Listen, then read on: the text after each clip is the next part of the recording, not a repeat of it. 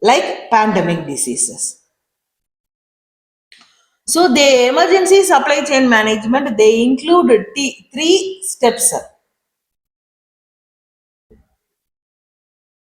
So the first one is they do it for the people. So emergency supply chain management, it is for the people only. So when the people are affected at that time, they do this emergency supply chain. The second one is process. There is a process for doing this emergency supply chain. They cannot go directly meet the people and provide the services. No. It should go through the government. It should go through the government in order to help those emergency supply chain.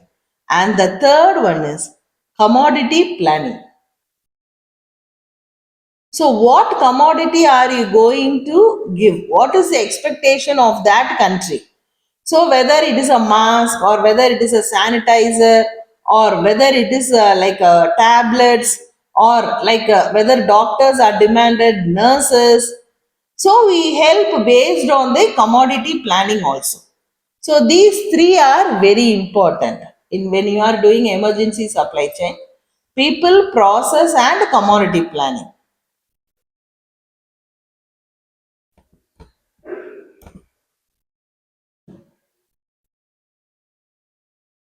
So, commodity planning, there are important, two important domains.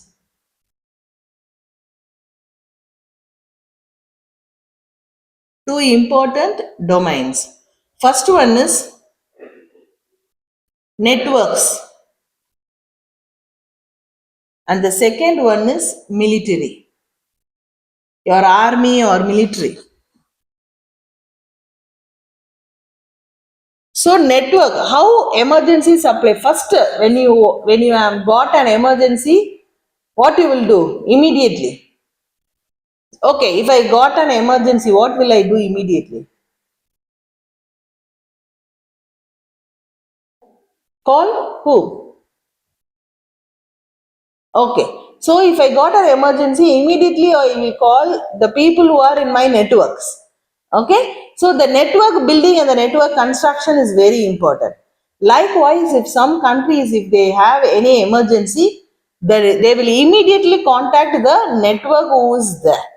So they may be friendly with maybe if China is at emergency, they may be friendly with India, they may be friendly with UK. So they may get immediate response or immediate help from those people only. So if they are if they are not having a good relationship with the US, then they will not contact immediately because they know the help will not be coming.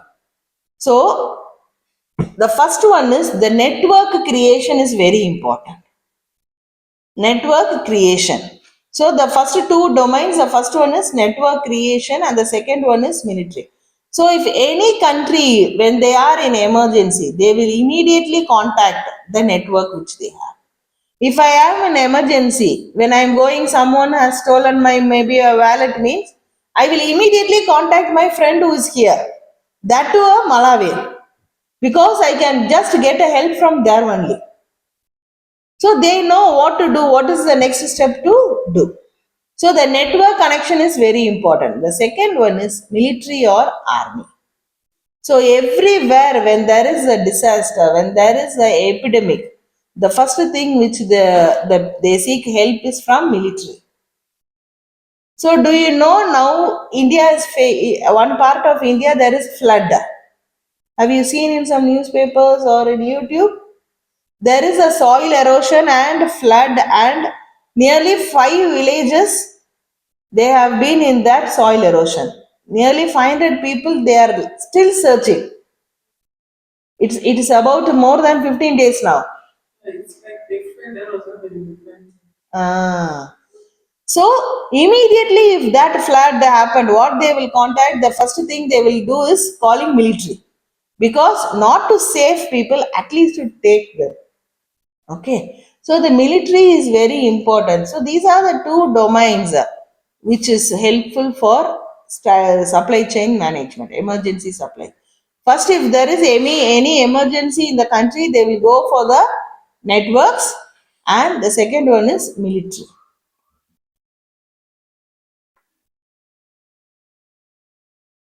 Next one is supply chain risk management.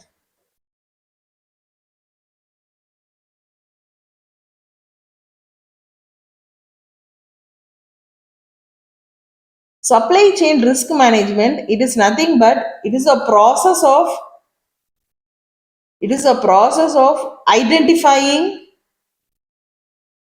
and assessing identifying and assessing the risk of an organization.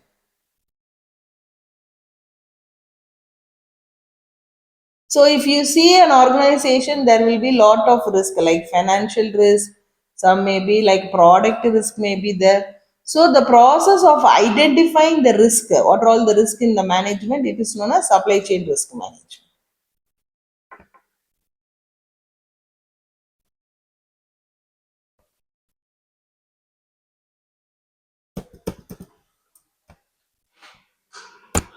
Okay, now I have a question for your discussion. Okay, what are all the strategies which are used in supply chain risk management? Strategies used in supply chain risk management. Strategies used in supply chain risk management. Who are the key players in supply chain risk management?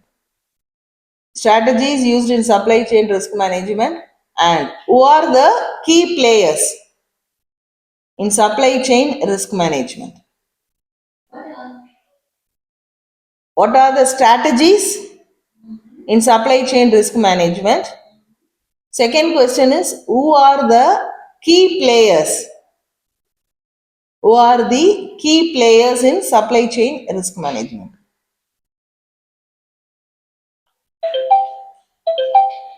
Okay, maybe 10 minutes is enough. Huh? She's sick, so you can sit here and discuss. Eunice, just off it when we are presenting, you can on.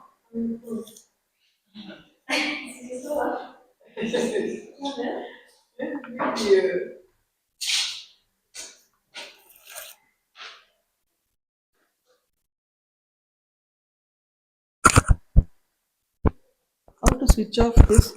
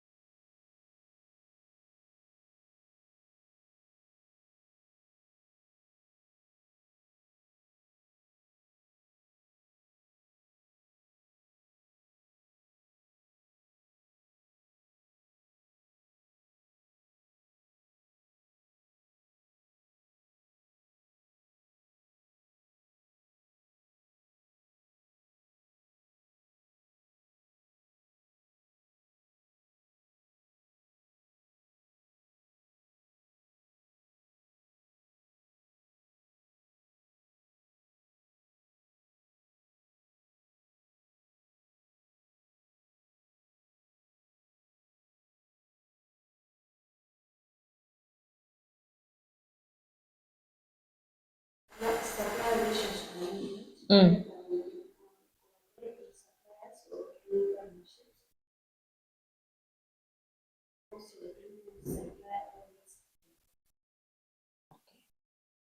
So these are the strategies.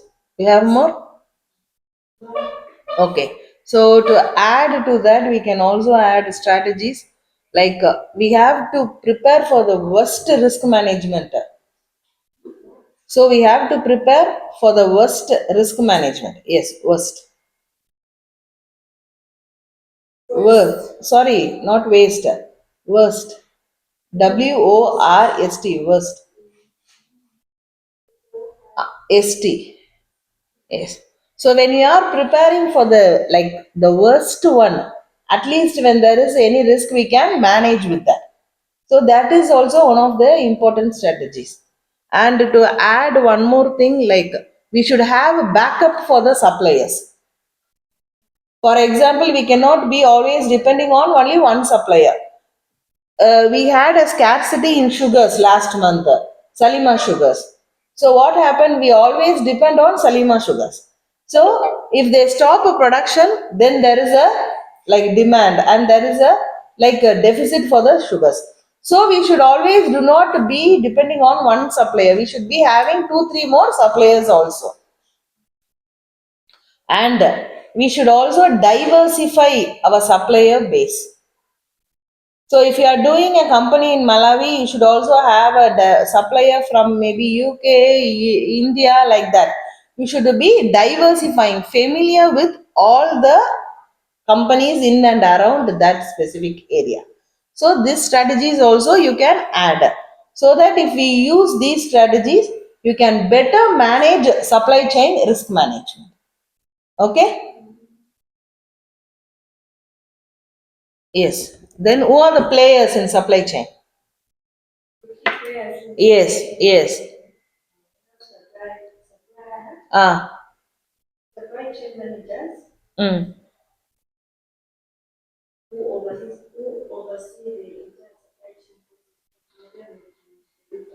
mm, mm.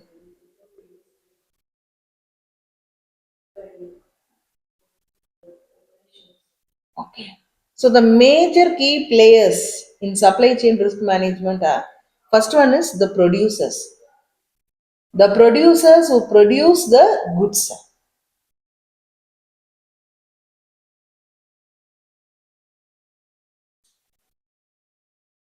Then distributors or wholesalers. You can even say the suppliers, distributors or wholesalers. So they will be selling the products only at wholesale. So they will not give retail things. Distributors or wholesalers. Then retailers. The third key players are the retailers. So these retailers are like Sana, Chipiku. They will be buying from the wholesalers and they will be selling it. And the last one is the customers.